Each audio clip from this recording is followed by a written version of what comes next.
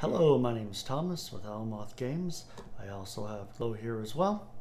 And today we're just doing a quick tutorial on how to down and dirty texture, cut, and prep an object, an asset.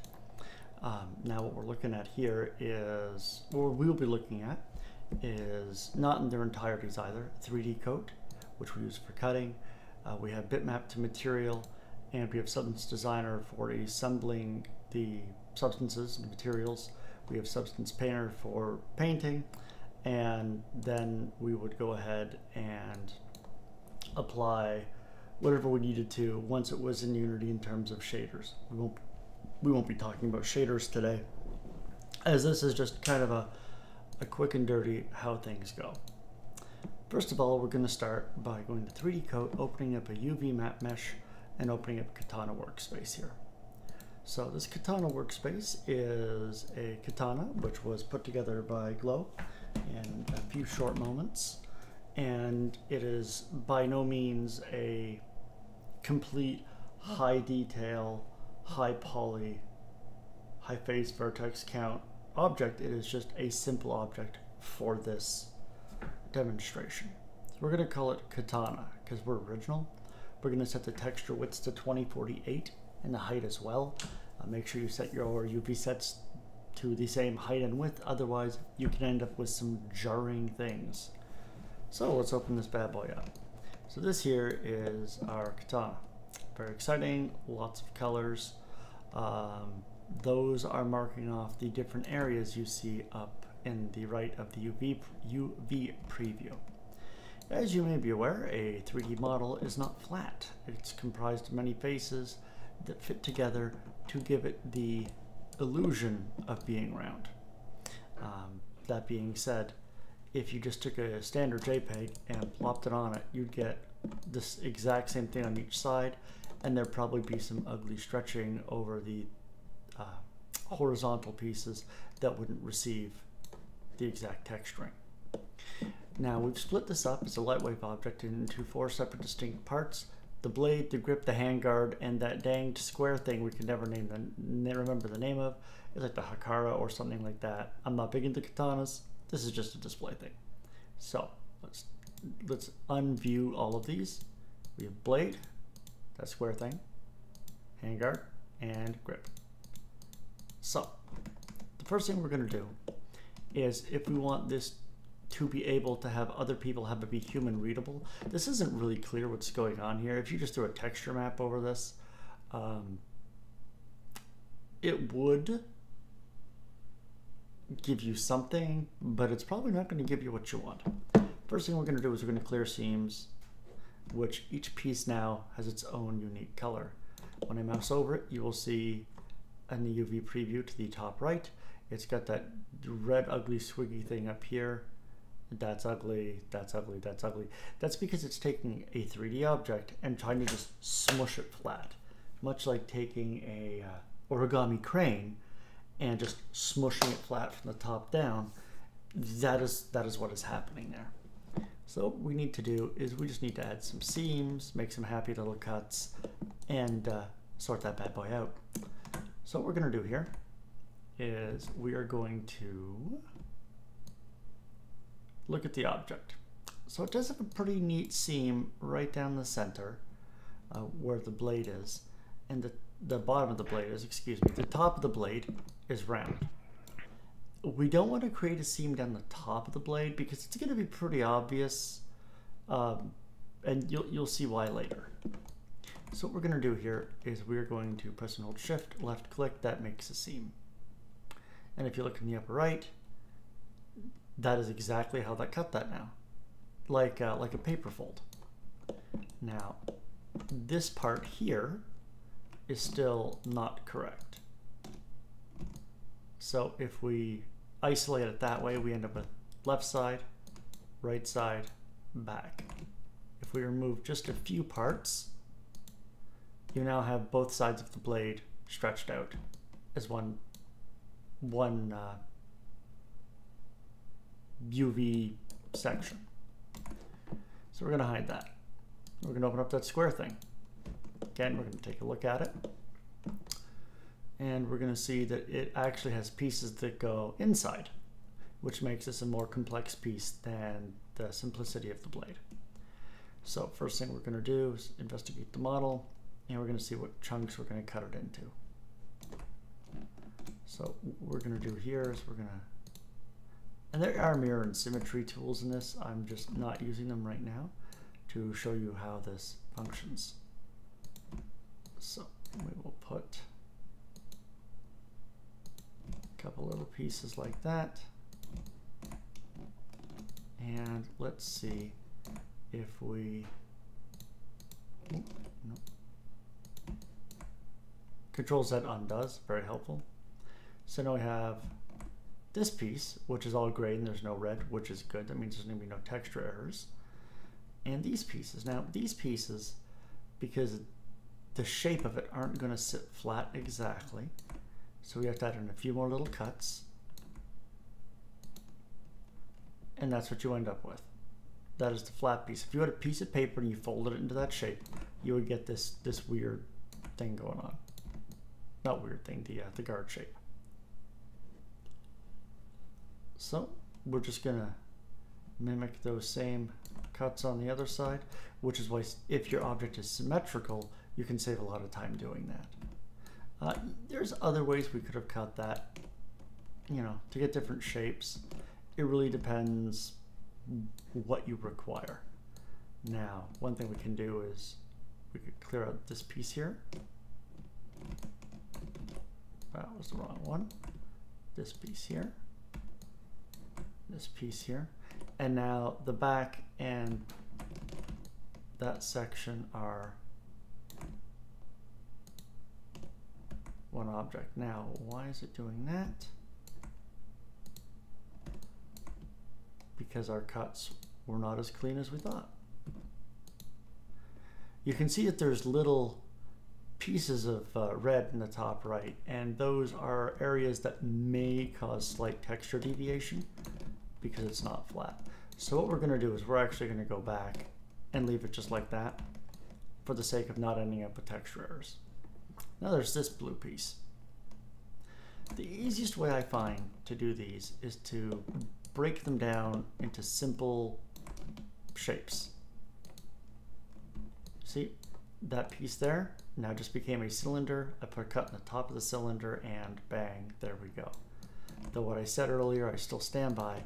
We should put that on the underside because it is still rounder on top, and if there's any sort of pattern, it'll be obvious that it's bad.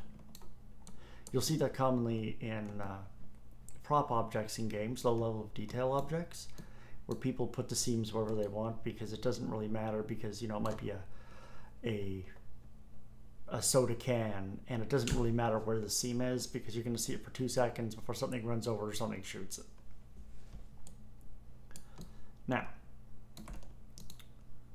in here, we're going to... Obviously, you care a little more about your seams if you're going to be staring at them in your hands all the time. Right, exactly. Nobody cares if there's a seam on the smiley face of the flak shell flying at you at any given moment, because it's there for half a second and gone. Right, usually faster than we can process. Your body parts, it's thrown across the room after the flak shell hits you, those have to be a little bit more detailed. Mm-hmm. All right, so we could do that. There we go. So I have turned this round object into a bad rendition of Thor's hammer and an interior piece to prevent seam issues. So that one's done.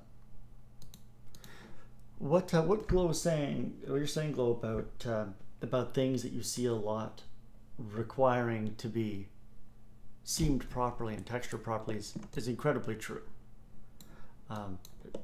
For the people listening to this, one of my big pet peeves when I'm playing a video game is when I see an obvious texture break that is bad and badly seamed, because I know what I'm looking at and I know how it could have been avoided.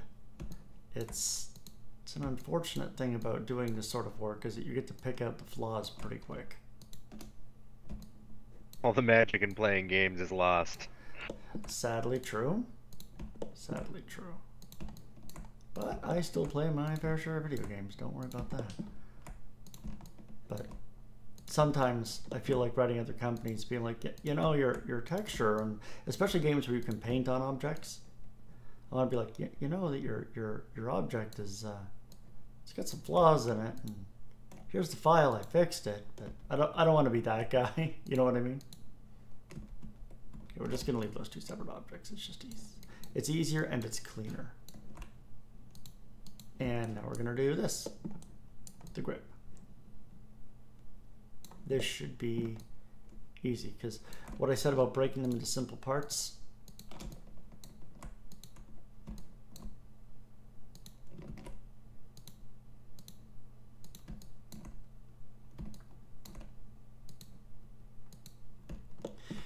one thing I found interesting when I started doing this is that symmetrical cuts are not always the best cuts. Because sometimes symmetrical cuts will completely leash around an object like that, and it's not conducive to what you're actually trying to do.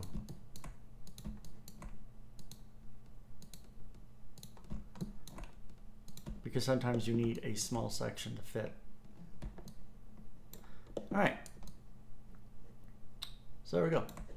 So now if we stick that all together, we have, make sure it's still recording. Yeah, okay, cool. We have this, which ultimately looks very similar to the way it was when it was just split into separate sections. One thing we're going to do here is we are going to click Unwrap, which updates all of our islands, and this is the size of our UV map and what it looks like now. So we're going to pack it. We're going to apply that UV set. And that's pretty cool. The smaller the UV files in a UV atlas, which is a collection of UV files all in one image, really, the easier it is, A, to find them, B, to load them, C, to have the game engines access them. It's about efficiency. So we're going to save this. We're going to save this as Katana Cut, because it is UV cut. Save it as a 3B file, which is what 3D Coat uses. Then we're going to export objects and textures. We're going to call this Katana _ cut. And I'm not going to spell cut incorrectly. And then we're going to export it as an FBX. And we're going to go through. We're going to look at this. Yeah, it looks great. There we go. Boom. Easy peasy, lemon squeezy. Now, what you do next is you're going to texture, because right now if you load that in, it's all just going to be a boring flat gray. So let's do that. This is Substance Painter, not to be confused with Substance Designer. Substance Painter is a substance painting utility, which is good. They update it constantly, which sometimes drives me nuts, but it is good, don't get me wrong. So we're going to load Katana Cut. Document resolution 4K. Sure, why not? Create a texture set per UDIM tile. Don't do that. In this case, we're not going to, rather. There are reasons you'd want to do it, but there you go. So right now, this is what the Katana would look like if you just stuck it in a game engine. I'm sure you folks have seen things loaded before without texture. Sometimes they're checkered. The reason they're checkered is because some workflows use checkers on these objects to make sure all the checkers are the same size, so there's no texture stretching or tearing. By cutting it the way we did, we really help prevent that. Now, I'm going to touch on baking briefly, and we're going to rename these as Blade, Square Thingy, because we still don't remember the name of it, and you should always use underscores. Some programs don't like spaces.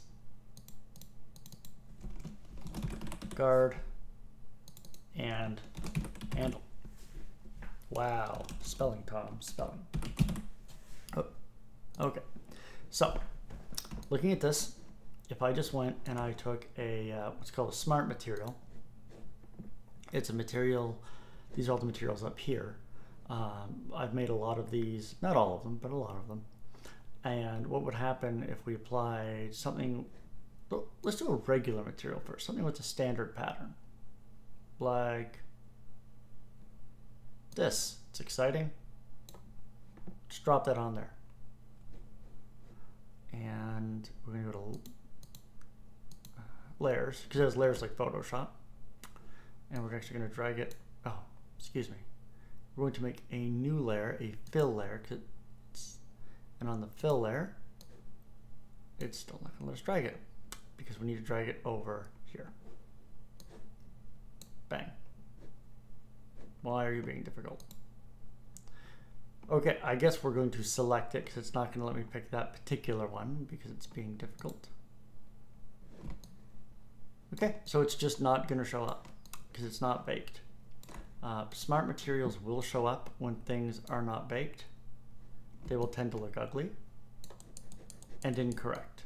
That is camo fabric on the blade. You can see that the normals cause the blade to distort in the substance material itself. And that's, sorry, go ahead. The camo katana. Right? They never... Or when your swing is not fast enough that they won't see your blade. We could throw in some glass visor maybe, you know. And that's really ugly, in my opinion. But whatever, it's kind of metally, I guess. So let's say that first of all, we want something that's not ugly. I think that's a fair thing we can all agree on. We want it not to be ugly, yeah. Let's. I guess that depends on your definition of ugly. Okay, fair. Where did I put? Okay, let's throw in machinery. Machinery is a stock thing. We're just gonna throw up. Okay, you see what that looks like? That's a smart material that's having a hard time detecting edges, corners, grooves, and insets. So we're gonna bake this bad boy. Almost as though the blade is a slow, shallow curve. Stop. Anyways, we're gonna bake all the texture sets here. And what that does is it, without getting hyper technical, it does edge detection. It figures out where smooth parts are, where round parts are, where intersections are most common. And these materials, these smart materials, will then paint in accordance to it. So if you had a smart material that was told to rust along sharp edges, the bottom of this blade would be rusted all the heck, while the top rounded, more gentle curved part would not be. We're still waiting. Because it's still doing its baking thing, because we told it we wanted a high resolution texture, and that's what it's doing.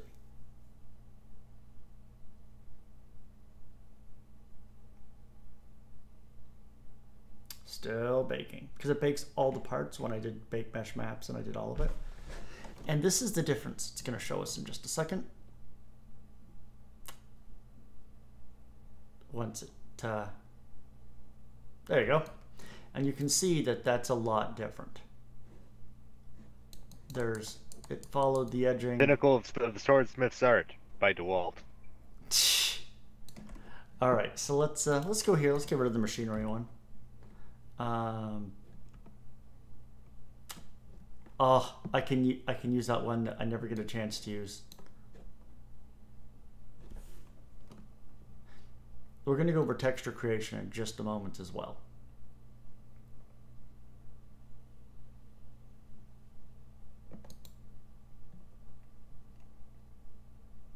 Because texture creation is an important part of substance painting.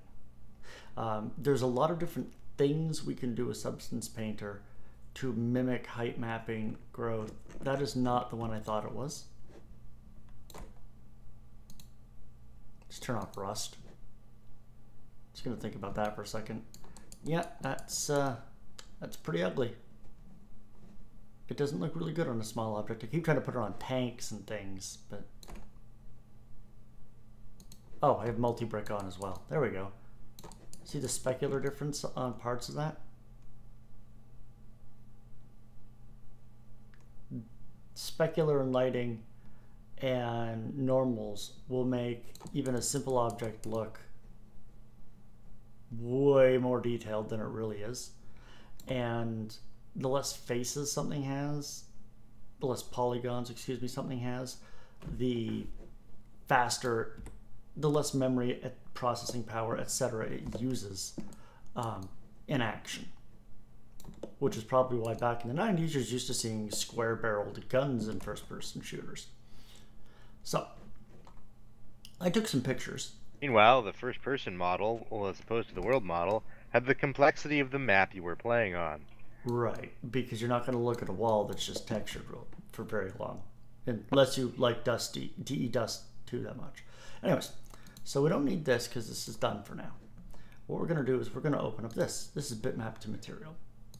So like I said, I took some pictures, and I don't know how useful they're going to be. This one I took was, my shattered glass window because someone threw a brick in it. I'm not bitter. Anyways, you know what? I don't think that one's actually going to be that useful for this. So let's see what this one was. Part of my tie. That actually looks pretty okay. So we'll throw that here. That might not make a bad texture to put on the grip wrap. That's what I was thinking. So this is my tie. Now, when we threw this on here, bitmap to material, what it did was it assumed something. It assumed normal maps and lighting and shading, which is why it looks like it actually has depth, because this is literally just a cube. But we're not going to be putting this on a cube. So what we're going to do is we're going to switch this out to a cylinder, and we're going to look at that, and we can see there's an ugly seam here. Remember the Coke can comment earlier? That would be very obvious if anybody saw the underside of the thing, the handle, if that's what we're using. So here's what we're going to do. We're going to make it tile on, set it to linear X. Is it, oh, excuse me, is it linear X or linear Y I'm looking for? Must be linear X. And throw a little more transition size. And see how what it does here? It kind of smoothed it out and blended it together. So it just looks like a little bit of darkening rather than it being an actual seam. Now we can also open up the light equalizer to reduce some of that dark. We just move the light over it, see? And if I move the light up and down on it, you'll see the how the light reacts to it. Like it's a soft cloth, like it's a material or something. But don't think of it as just materials. You can make plastic, wax, skin, brick, fur, etc., etc. Now we're going to look at the relief here because this is not going to be a big piece, so we're really going to want that relief to stand out. So the low frequencies we're going to set, not like, okay, I don't want to rap on people. One of the things I noticed in the original Gears of War is everything was like maximum normal bump. So everything looked like it had massive cracks in it. That's not what we're looking for in this. We want it to look more like, kind of like a hardened fabric. And I think that's okay. What do you think, Chloe? A hardened fabric sounds about right. I mean, it is tightly wrapped. Yeah. Now you can see at the top here, this is not UV cut in a way to take that. If we cut the cylinder, put a line down the center, we would cut this and that would do it. But moving it back to box for a second, to a cube, you can see the sharp edge on the cube on the top and bottom, because it's not how we tiled it. And there's some neat stuff you can do here, like you can check out spears of the material. Again, it doesn't look right on top, but it doesn't look bad. Like you could stick a cord through that and call it a Christmas ornament if it was colored different. Rounded cube, a little more forgiving. Looks like an angry pillow. Anyways, so there we go. So we'll do file, export as bitmap. We want all of those, and we're going to export this to. It's important to keep all your stuff in the right area. For the sake of this sampling, we're just dumping it all on my desktop in a folder called new folder.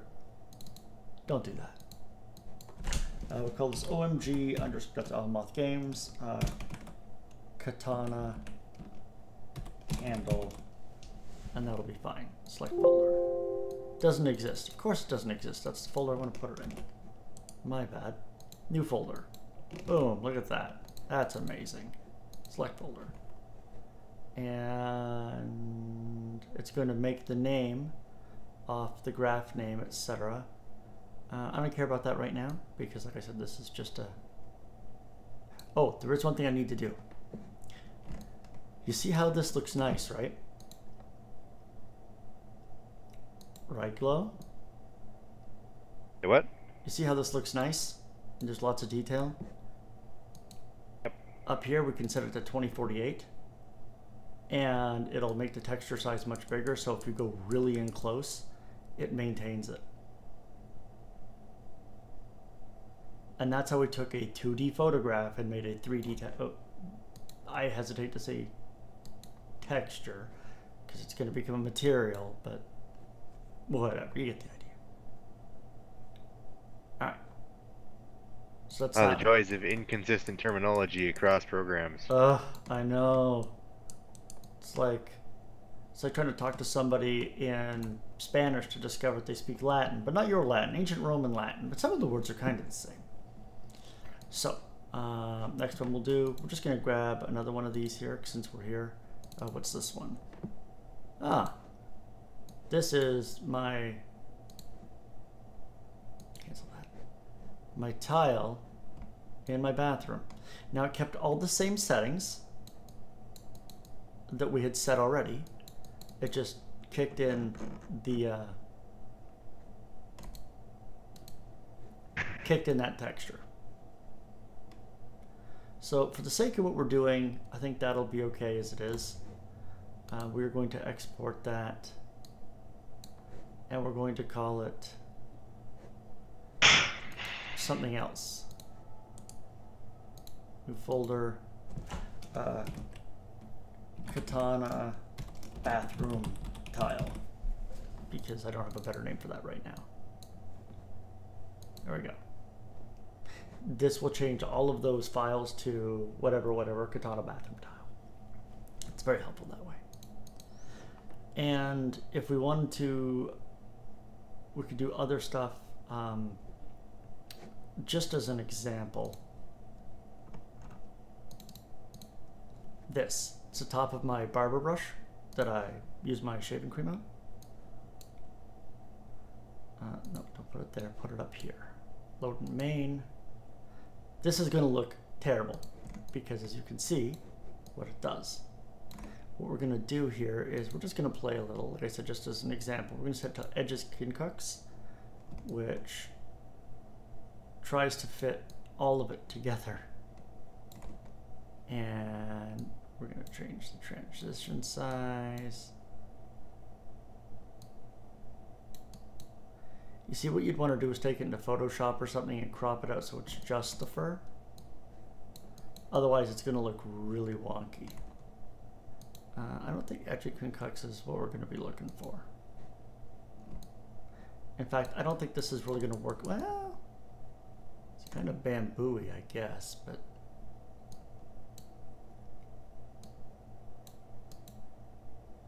oh, also, if you drop it back down to 512, there'd be less lag in setting it up because the material's smaller. Yeah, I just don't think this is going to really work properly.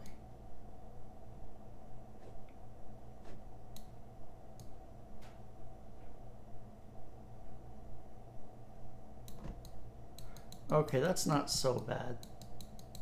I say it's not bad, obviously it is ugly, but there's stuff we can do about that. One of the things we can do is we can take all the color out of it. Now, why would we want to do that? I'm glad you didn't ask. What we can do is we can, well, you'll see in the next step. There is stuff we can do to make that usable. Realistically, it looks like an old wooden post, and we have better textures I've already made for that. It wouldn't be bad for a tree. Throw a little brown on there, filter it over. I'm not even going to save that. Goodbye. So, goodbye. All right. So now, Substance Designer. It's been a while since I stepped into Substance Designer because generally I don't make new substances for everything because I have a lot of them. We'll do a new one. We're going to call this the OMG Katana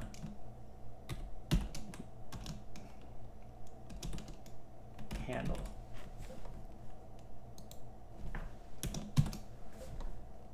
All right. And what we're going to do here is we're going to go add node, bitmap from file, and we're going to go to the correct one, and we are going to open up, well, what are we going to do first? Let's do this one first. We're going to open up, well, we're going to open up all of them, but it's not going to let us do that all at once. We're going to open up base color first. We're going to import, and it's going to come down. Now, what's going to happen here is anything we do is going to reflect here, and this is how it'll actually appear on the object. Now, right now, we don't have a lot of the fancy stuff. We have none of the normal mapping, none of the height or bump mapping. It's just flat, as you can see here from the sheen. Now, if we step up to, where to put, right click, add node, bitmap, from file, we do bump. We should have the normal map here though. Import. Super exciting in all this importing, eh? Ooh. You see, that gave it the depth back. So right now, if we were to put that out just like that, honestly, that would probably look okay. But we still have specular and gloss to go through. So let's find spec, import, spec. So there wasn't a whole lot in the specular bitmap, but it's a good habit to not just leave them empty. And I don't believe there's going to be a whole lot in the gloss one either. There it is. Because there was nothing on that material that was specifically super shiny. Yeah, it's empty. But there it is. Now, one thing that we can do, so we have this lovely bitmap here, right? You ready for some magic glow? Oh yeah. All right. So let's say we really liked HSL, hue saturation lighting. Boom, we'll do that. Well, that's what it looks like without the actual coloring. It's just dark. Now, one thing we can do is we could add a grayscale conversion. So it makes it grayscale. It's already pretty close to grayscale, but it wants it to be told it's grayscale. And then we could do that. Now, why would we do that? Because we could do this. Come on. There we go. And we can paint it dynamically.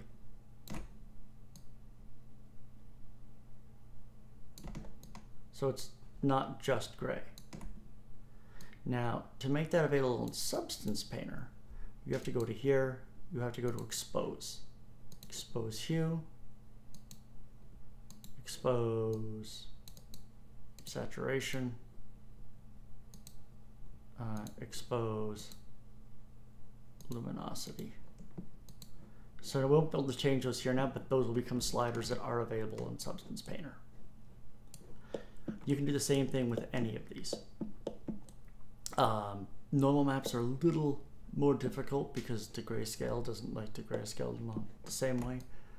But, and there are all kinds of filters and weathering and utilities and all kinds of fun crap you can throw on there. We're not going to do that. What we're going to do is we're going to go here, we're going to close this. we are going to tell it to save. Come on. Save as. OMG Katana handle. Boom. And we will export the S bar to the same place. Bang. And it's going to take a minute because it likes to think about it because we have Substance Painter already open and a bunch of other stuff. All right.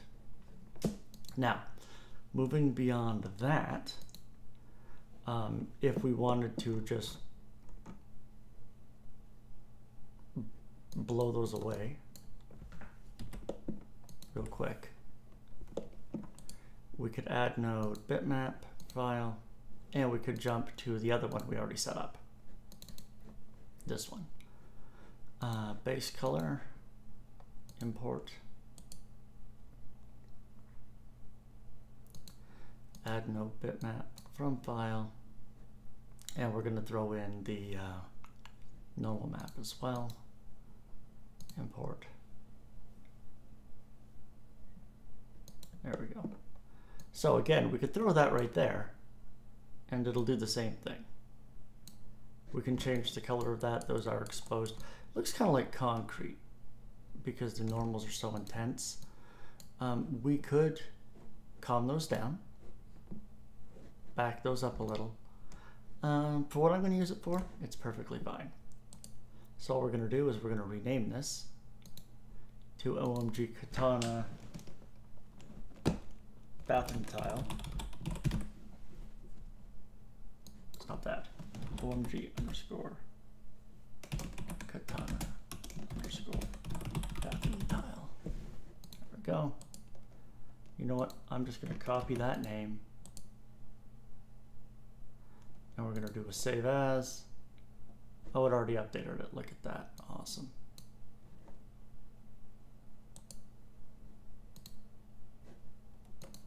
So if you're doing a lot of texture, material, substance creation, you want to do it all at the same time, let's do it like that. We're going to close that now. All right. So back to this.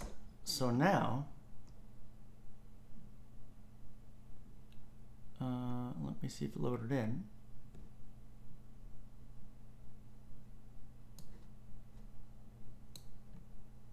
It may not have. I may have to restart because sometimes it's silly that way.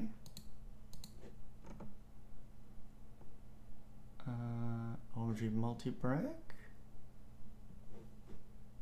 I guess I could just search because we know it's saved as OMG. Ah, there it is there. Why didn't you save? That's awkward. Oh, no, it did. It saved it. Parts? Hold on here. Hold up. Let's go look at the handle again. Look at the handle texture set. Layers. Because those should be under materials still.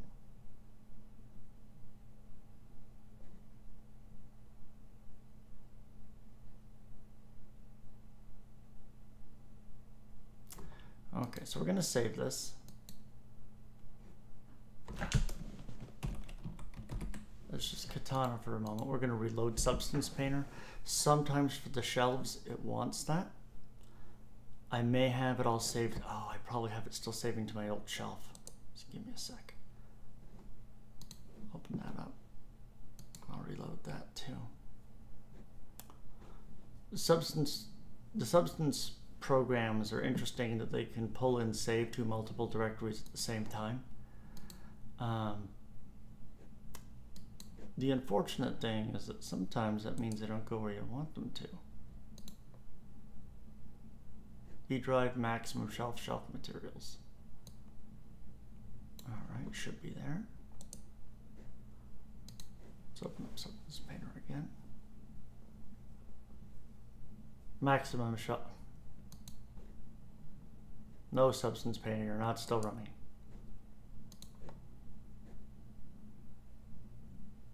Sometimes what'll happen is I will have to go manually kill substance painter.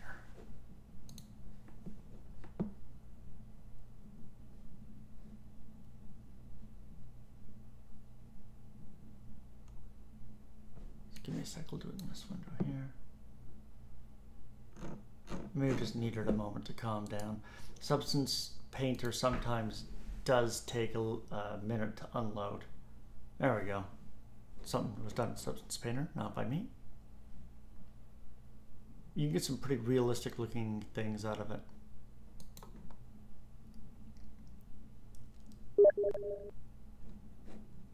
So one moment here, folks. I'm being texted.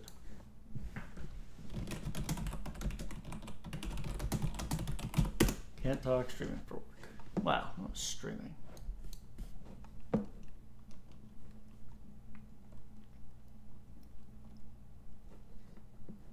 All right, so let's see if that loaded my materials again.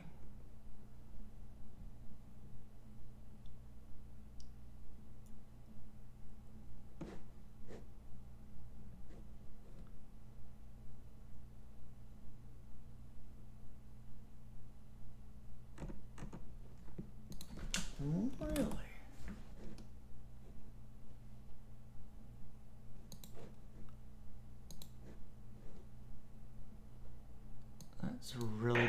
That's really bizarre that it would do that. All right, well, that I will investigate after. I think that is just a matter of my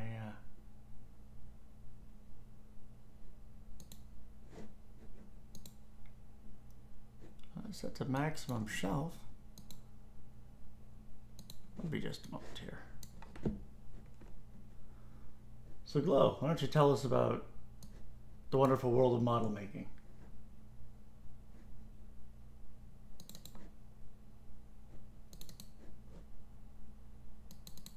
You still there, Glow? Wonderful world of modeling, huh? Well, you're the man that makes the models. Well, there's a lot of things to describe about it, but to put it in simpler terms, it's a very time-consuming process.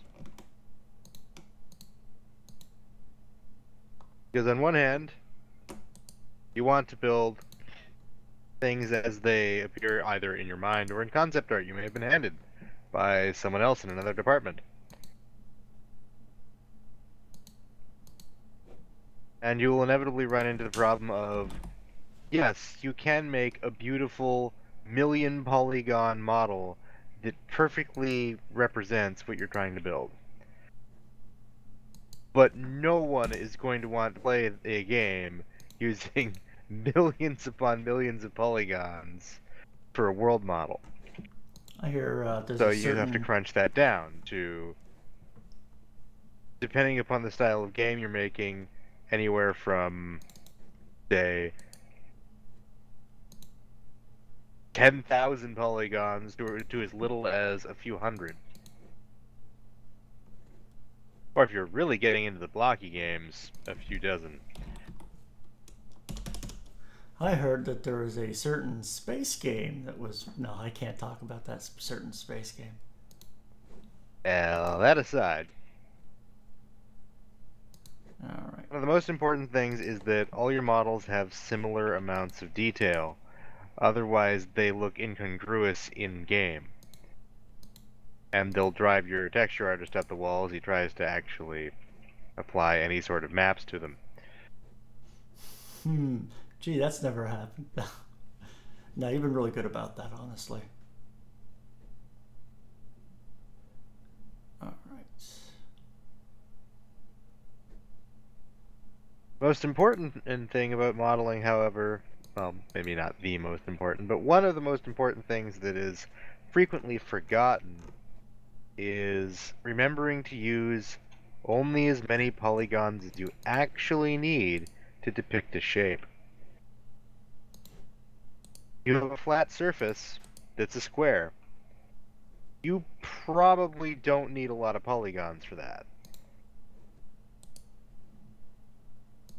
But on that same token, you probably want more than 8 sides to, say, a sphere. Right, because then you're getting into some pretty hideous stuff, and a lot of the lighting nowadays is driven by both textures and geometry. Right, So, which makes those little errors you thought you could hide in earlier game design stand out like a sore thumb when anybody looks at it at just the wrong angle. And when somebody does, they will always look at it at that angle. see me getting angry about wrong angles and undersized katanas. That being said, for some reason, I'm going to have to go check the designer after. Those are not coming out appropriately. They should, but for whatever reason, they are simply not. So that's fine. We have more than enough. That is how you make textures. We have more than, or substances, blah. We have more than enough to make this happen.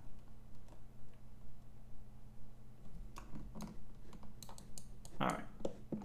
So we've already baked this. Now we're going to texture it. All right, Glow, talk to me. What color should we make the blade? What do you think? Some type of mildly reflective gray, like a chrome perhaps. Like hazard stripes. You could do that. Or wood. Well, then you'd have a Balkan. That's true. Okay, what we will do here is we'll grab... we're going to say it's pretty taken care of. We're going to grab the basic steel. Steel's a good place to start. Yeah. I usually have all my my materials in my other window for the viewers. Just it's all there so we can see what's going on here. So the steel is pretty pitted though. It does give it some character, but if we don't want that, then we can start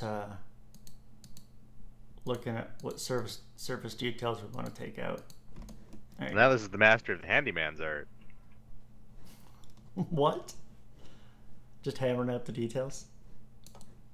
Yeah, just take a sheet of steel and take it out to the back shed and make a katana, you know? Then you just need to put some duct tape around the grip to complete the styling. Very red-green. Don't forget to fold it 5,000 times. Anyways. Well, we could do that, but we're gonna fold it maybe like 5. That's close enough, right? Yeah, I'm good with that. One of the things we're going to do here is we're going to talk about the normal mapping. Oh, look, I can paint over stuff. It's exciting. It's ugly. Let's say we want to put some sort of sweet stamp in the blade because we like sweet stamps, blade stamps and all that. One of the things we're going to do here is we have steel, and now we're going to have a darker steel we use. And that's the darker steel. So that looks pretty neat, but obviously we don't want to hit everybody with plastic garbage bags. So what we're going to do here is we're going to add a black mask. What a black mask does, it allows me to paint a light color over to let that through. See how that works? Looks like somebody put it in a crimper. Well, that's true. There we go. So one of the things we're going to do here is we're going to open up the come on, symmetry. So now it's symmetrical, because in this case we're going to want, because it's a blade, we want it to be symmetrical. Oh, one interesting thing I did not show people that is a really important part of Substance Painter is the fact you can do this. Remember that UV we drew? It used to be back in the day, you have to sit and draw without knowing where the stuff was and then try to figure it out. Well, it's not the case anymore. We can actually draw directly on it now. That's why way back in the day there was that wonderful texture guide that would frequently come out with games. The little grid that showed all of the seams. Yeah, because of atlasing.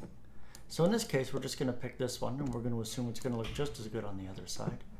We're going to go over here. We're going to drop this window down so we can see what we're doing a little better. And let's go pick a, I don't know, let's see what we got going on here.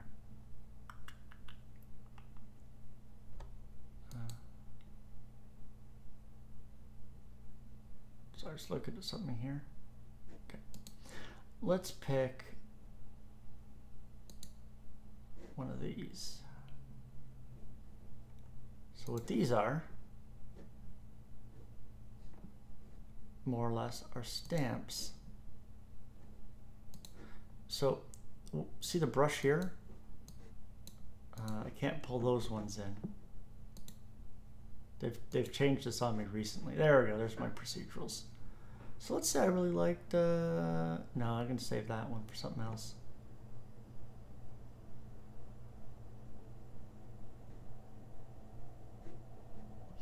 You know what, I'm just gonna draw with a straight brush.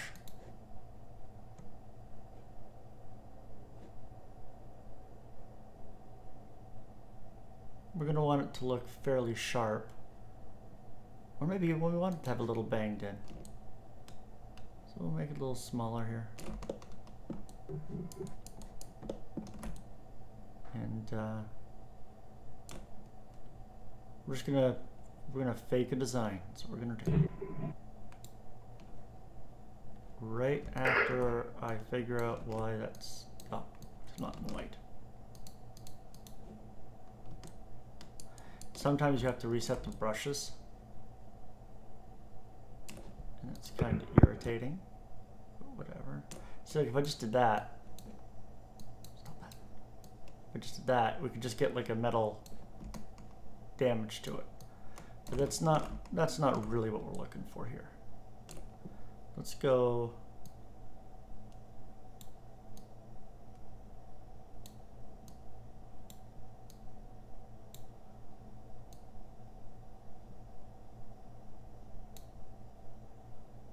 Something like this.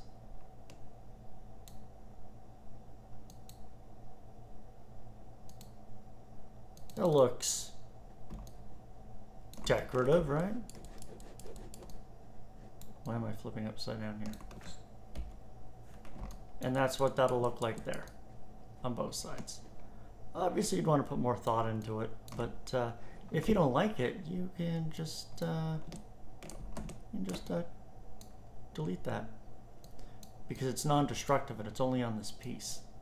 It's one of the another big thing about substance painter is it's non-destructive. All right, so we can also smudge now, do material picking, all kinds of crazy stuff. It's kind of nice. All right, let's where did they put my stencils? There.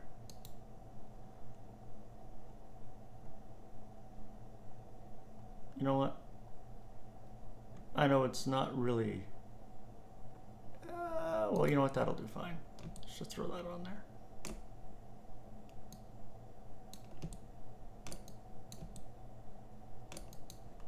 There. That looks really bad on the other side for some reason.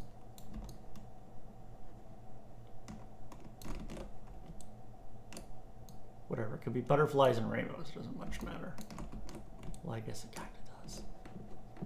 I don't know. What do you think, Lo? What do you want to throw on there? Say what? What do you want to throw on there and make this look a little fancy? Well,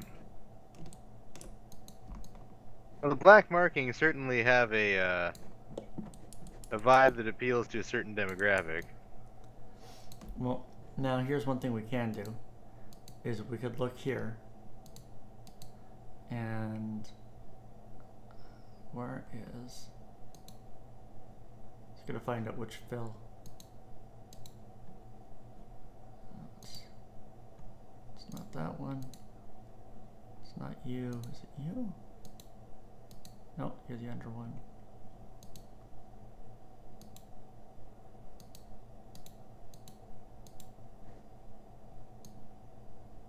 We make that really intense or really not.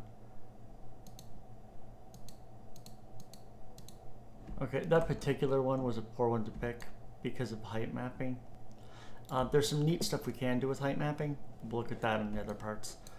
So yeah, so whatever. We got a little thingy on there, which actually should probably be on the guard. That would make more sense. So you know what? We're just going to obliterate it. Goodbye. Whatever. Doesn't matter. If you're going to put markings on the blade, it would probably be best to have the distinct wave pattern applied to it before we start deciding what other markings should go on it. Right. So let's throw another smart material down because I'm lazy. We could throw the dark steel on that.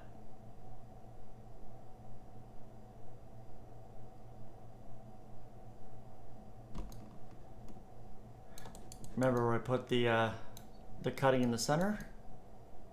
That's why it looks that way. So we put the blade there. And of course, the square thingy, which I never remember the name of, it actually fuses appropriately. Dark metal and the white accents do have a certain aesthetic appeal. Well, I'm not going to keep the... I don't know if I like that on the... I think the guard should be a different color. But I do like the dark steel, so here's what we're going to do. We're going to throw... no. We're going to throw silver armor over the steel, which is going to make it bright. Okay. Too bright, I'm sure. Not as too bright as I had hoped, actually. So we're going to use steel bright. The idea is I want a really sharp contrast, because what I'm going to do is I'm going to throw a smart mask on top of it of some sort to show wear. Let's throw edges strong. Oh, it's too much. See, because it's very round, right? There we go. So we kept well, you can see how here the smart material darkened the backside of it. Or rather masked it out. Because that's the mask it used. Now, if you wanted to change that mask, you could just paint over it. Or what you could, another thing you could do is make another folder on top of it and do it that way. You know, I still don't like that color. You know what, let's just make it worn copper and be done with it.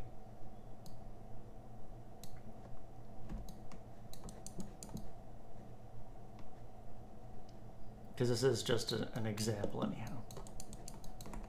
Oh, it's still gonna bother me.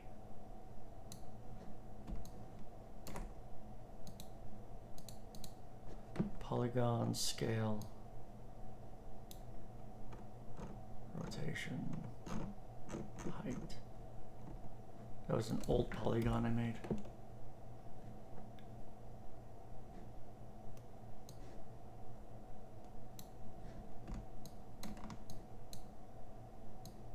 Okay, anyways, there's a darker metal on there now.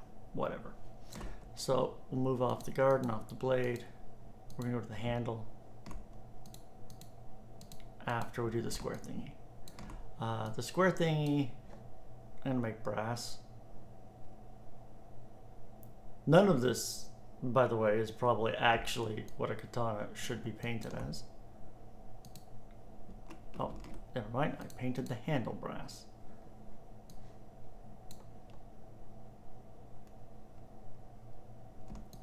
That is way pitted, but it does give it some character compared to the smoothness of the rest of it. The blade's taken care of, that's a little dinged up. Which now, if we were to take, I don't know, a steel gun or just some darker texture.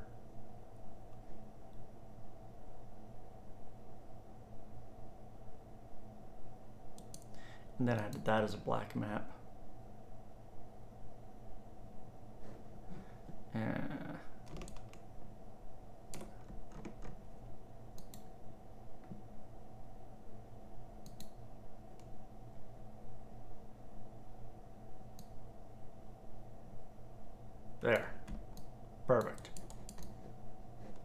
Truly, the blade of the modern samurai.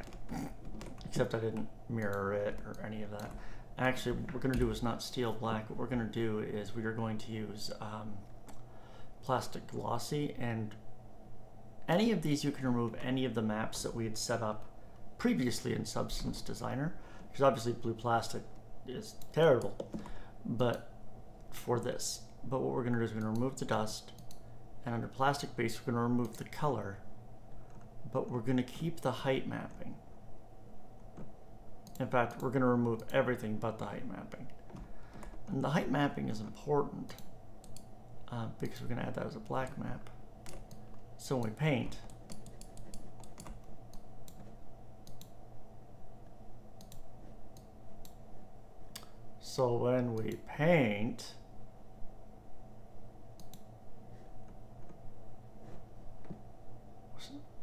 plastic. I used to use plastic glossy in this very way, and they recently changed some things, which is kind of a pain.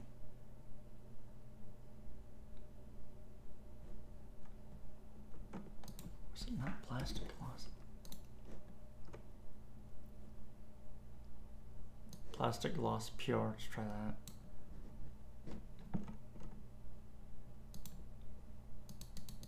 There we go. Because now what we can do is if we set that like that, now we can just paint on it. It just automatically raises it without any coloring.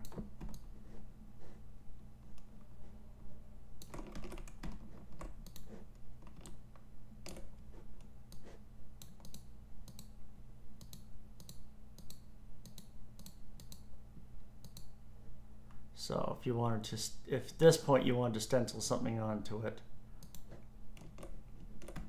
I wouldn't stencil it with this, but this is a legit stencil as opposed to I can't believe it's not a stencil as I was doing. There you go, stencils.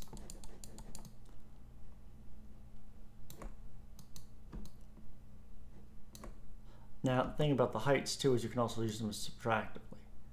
So you can make it go in instead of out.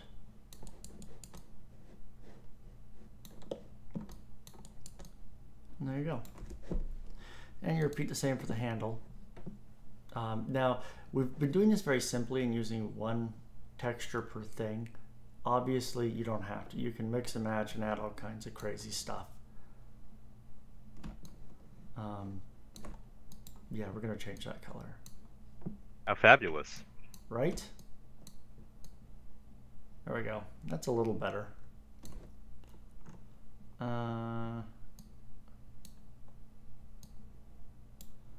that metallic.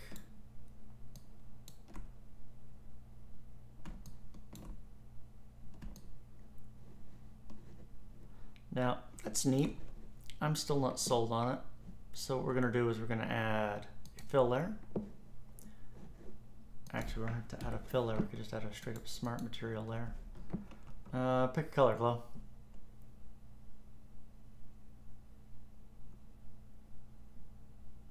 Any color. Pick a color. Mauve. Mauve? Oh God. Okay.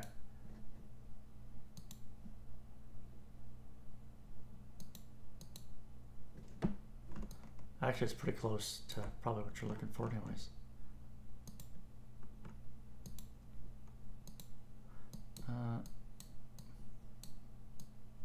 Like that. Actually, it's not bad. It's not really mauve, but it's not bad. Now, with that, if you're familiar with Photoshop, it has almost all the same pass-through, displaces, multiplies, divides, all that sort of jazz. Actually, I think it has some more than that does. So if we liked that, one thing we could do is we could grab the guard again, or the square thingy. we could simply just grab the rusted brass, copy the layer, go back to the handle, paste layer, add black mask. One thing I haven't done in this particular section is explored all the different ways that you can paint things, because there are several different ways to do it. As an example, where did they put that now? There's this one, where you can select only things by their poly faces. That's actually backwards to what I want, so we're just going to invert mask, and we're going to add white mask. I did that wrong again, whatever. So if we want to cap the front and the back and just change the color, you too could be a mauve samurai. This is not my finest work by any stretch, but it does give an idea of how things are done. Now, you could go to File, I just saved that. And you could export textures. Export all the textures. We have our own in-house preset that we use for our shaders. Like I said, I'm not getting into shaders tonight.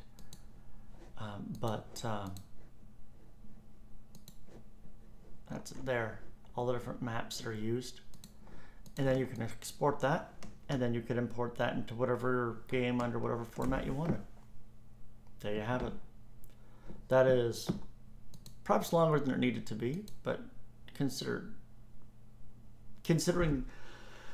the amount of work that goes into that sort of thing, you can understand why assets take a while to build. Because generally speaking, the people building the models are not always the people texturing the models or even UV unwrapping the models. And they all really got to be on the same page to make it look decent at all.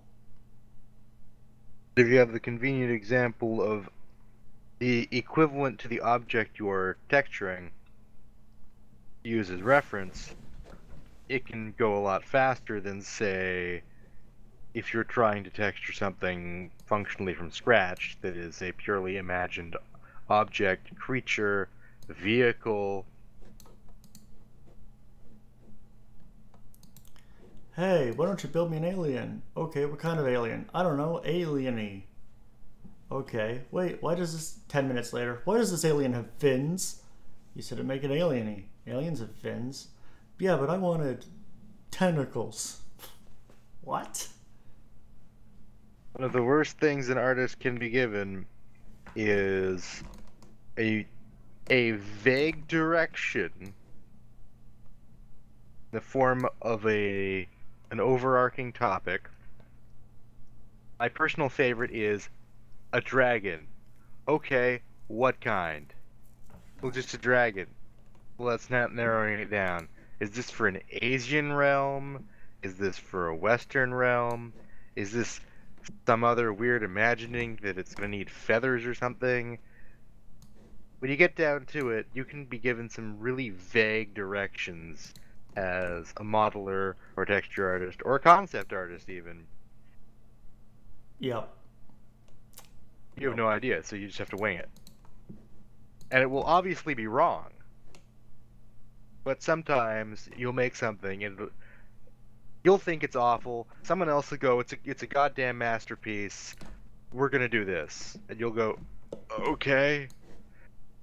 For the record, this is not a masterpiece. I'm just... Fortunately, as the one doing the concepts and the models, I don't have to worry quite so much about receiving such vague and unhelpful instructions. Fair enough. I do, however, have to sit there concepting something a dozen times a day before I finally get the format that I actually want. And then invariably a week later I'll come back to it and go, this is all wrong. Substance Painter also has this neat thing where you can actually put your object in quote-unquote real-world lighting. so you can see what it looks like. Different environments you can choose from. Because, you know, you always want a flying sword at the bus station. Or, you know, in a spooky cave where kids are probably playing Katana time.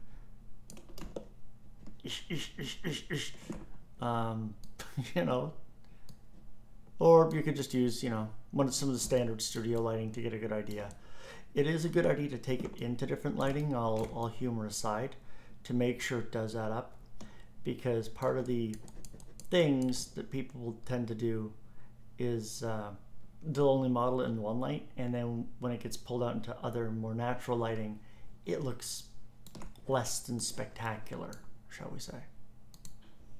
This is why when doing 2D art, I will frequently use different monitors to view the same image, because what looks amazing on my main monitor is just awful on my slightly red-shifted right monitor. Fair enough.